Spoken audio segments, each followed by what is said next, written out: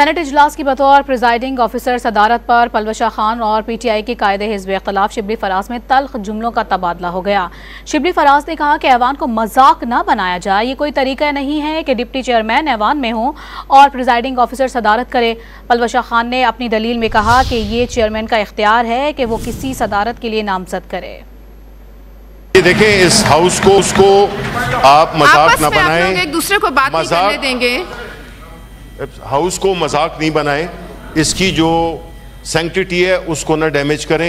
ये कोई तरीका नहीं है कि डिप्टी चेयरमैन, जो कि चेयरमैन की गैर मौजूदगी में उसका रोल होता है, आपने उनको बिठा के उसको आपने डेकोरेशन पीस बना दिया है। Walked in after I took chair. Sorry, he was sitting here. Walked in after I took well, chair. he was sitting here. After I he took was sitting no, here. he was not. I just saw him coming in. आप जरा अपनी tone नीचे करें। आप बोले आप कैसे बात कर रही हैं?